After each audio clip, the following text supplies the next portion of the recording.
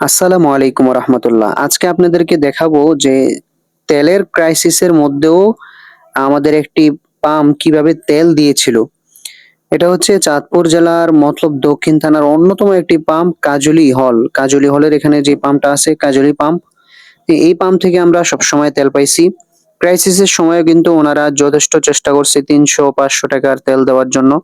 মানুষ সিরিয়াল ধরে থাইকাও কিন্তু তেল নিছে। তেল ছাড়া মানুষ এরকম ভোগান্তির শিকার হয় নাই।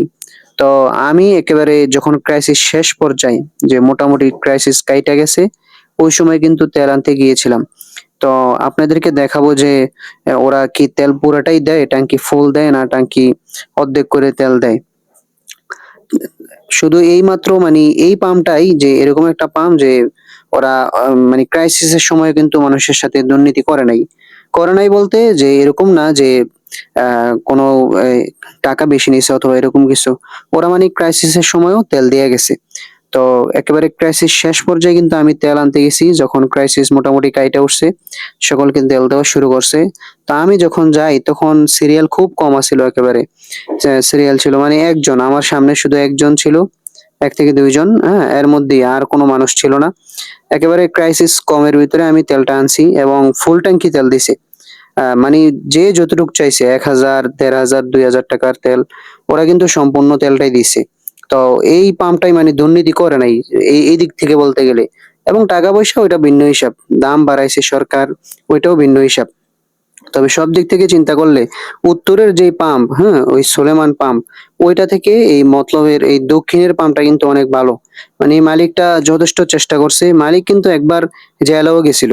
এই মালিক কিন্তু জেলেও গেছিল। এর কারণ হচ্ছে মালিক ওই তেলে একটু ২ নম্বরই করছে আরকি। ২ নম্বরই করছে এই কারণে মালিক জেলেও গেছিল। তারপরেও মালিক জেল থেকে ফিরে আইসা তারপরেও কিন্তু সে তেল দেওয়া বন্ধ করে নাই। চিন্তা করতে পারেন? তার ভিতরে একটা ইয়া ছিল যে না আমি তেলটা যেভাবেই হোক বিক্রি করবো এবং মানুষ কিছুটা হলেও ভোগান্তি দুর্ভোগ হবে। কিছুটা হলেও ভোগান্তির শিকার কম হবে। তো সেটাই হয়েছে আমরা দেখা গেছে আমি সকাল ৭ টায় গেছি। সকাল ৭ টায় গিয়া তারপরে আইছি হচ্ছে ২:৩০ বাজে। হ্যাঁ? এরকম পরিস্থিতিও পড়তে হইছে আমাদেরকে। তো ঢাকার খবর জানি না দেশের সাধারণ লোকাল এলাকার খবর এই অবস্থা। যে তেলের ক্রাইসিসের সময় সকাল ৭ টায় গিয়া ২:৩০ আইছে। অনেকে গেছে সকাল ভোরে গেছে, ৪ টার দিকে গেছে, আইছে ২ টা ৩ টায়। হ্যাঁ? এরকম অবস্থা হয়েছিল।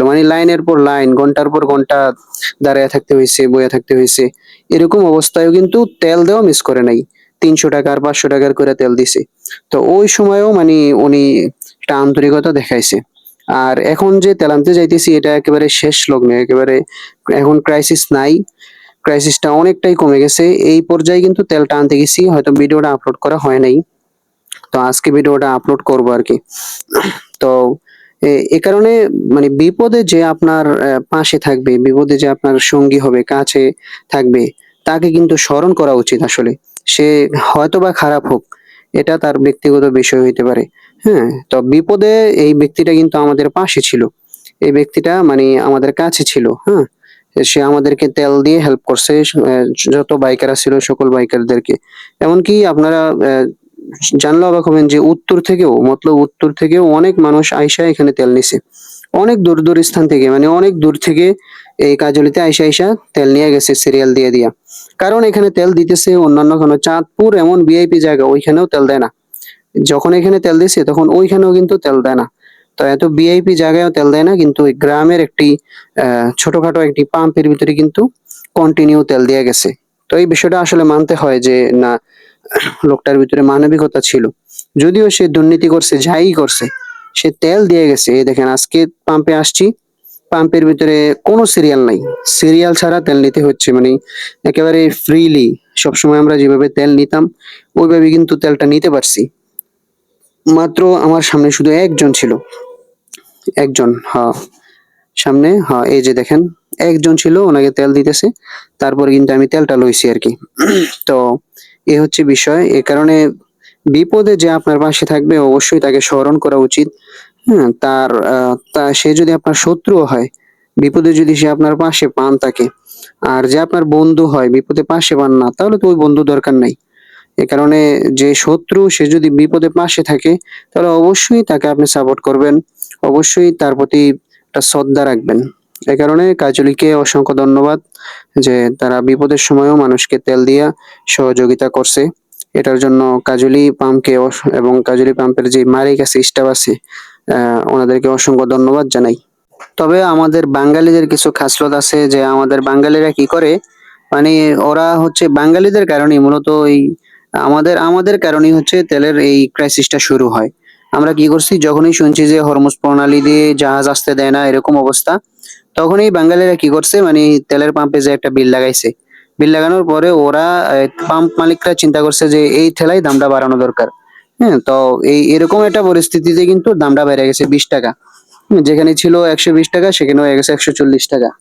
এই কারণে এটা হচ্ছে মানে মূলত বাঙালিদের একটা স্বভাব, কালচার, যে বাঙালি যেনই মানে একটু কথা গুঞ্জন শুনবো সেখানেই যা হট্টগোল লাগাই দেয়। এই হচ্ছে বাঙালিদের অবস্থা। তো বাঙালিদের কারণেই মূলত তেলের দামটা বাড়ছে এবং তেলের ক্রাইসিসটা শুরু হয়েছিল। এবং আল্লাহর রহমতে এখন পর্যন্ত তো তেলের ক্রাইসিস আর হয় না। এখন তো তেল ঠিক মতনই পাওয়া যায়। মাঝখান দিয়ে কি হইলো, 20 টাকা করে তেলের দাম বাড়লো। তো আপনি চিন্তা করেন যে প্রতি লিটারে 20 টাকা, মানে 1 লিটারে 20 টাকা হইলে, তো কেউ যদি ধরেন আমার ট্যাঙ্কিতে ধরে 14 লিটার, তো আমি যদি 14 লিটার তেল ভরি, তাহলে হিসাব করেন কত টাকা মানে ওভার দিতে হইতেছে আমাকে। 1 লিটারে যদি 20 টাকা হয়, তাহলে 14 লিটারে 10 লিটারে প্রায় 200 টাকা ওভার দিতে হচ্ছে। 14 লিটারে প্রায় 240-80 টাকা দিতে হচ্ছে। তো এই হচ্ছে অবস্থা আর কি। 280 টাকা বেশি দিতে হচ্ছে শুধুমাত্র বাঙালিদের এই বদ যে খাসালত, এই খাসালতের কারণে। তো এই কারণে বাঙালিদেরকে অসংখ্য ধন্যবাদ। মানে বাঙালিদের বদ খাসালত আছে, এটার জন্য বাঙালিদেরকে আসলে একটা অ্যাওয়ার্ড দেওয়া দরকার, বুঝছেন নি? নোবেল পুরস্কার দেওয়া দরকার। আমাদের তো আসলে কিছু বলার নাই। মনো মানে বাঙালিদের কারণেই বাঙালিরা মূলত মানুষের রসাতলে পড়ে, মানুষের কথার মুখে পড়ে। এই কারণে আসলে কিছু করার নাই। দেশের ভিতরে যখনই যেটা শুরু হয়, বাঙালি মানে এটা নিয়ে একটা হট্টগোল লাগায় দেয়। এটাই ভাইরাল হইতে হবে। তেলের ক্রাইসিস আসলে হওয়ার কোনো কথাই ছিল না, কারণ তেল কিন্তু আমাদের দেশই উৎপন্ন হয়, এটা দেশীয় একটা পণ্য। হ্যাঁ, তেল দেশে, তেল এই অকটেন কিন্তু বিদেশ থেকে আসে না, বিদেশ থেকে আনা লাগেও না, কারণ এটা দেশে উৎপন্ন হইতেছে। এটা এই সিলেটে উৎপন্ন হইতেছে গ্যাস পাম্প থেকে, ওইখানে গ্যাসের নির্গত যেই বাষ্পটা আছে ওই বাষ্প থেকে অকটেন তৈরি হইতেছে, ওইখান থেকে অকটেন আসতেছে। এমনকি আপনারা শুনলে অবাক হবেন যে অকটেন আমাদের প্রতি বছরে লাগে হচ্ছে 8 মিলিয়ন, 8 মিলিয়ন ব্যারেল লাগে, তো আমাদের উৎপন্ন হইতেছে 16 মিলিয়ন ব্যারেল, বেশি উৎপন্ন হইতেছে।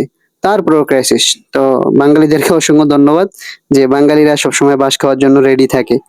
তো আজকের ব্লগটি এখানেই শেষ করছি।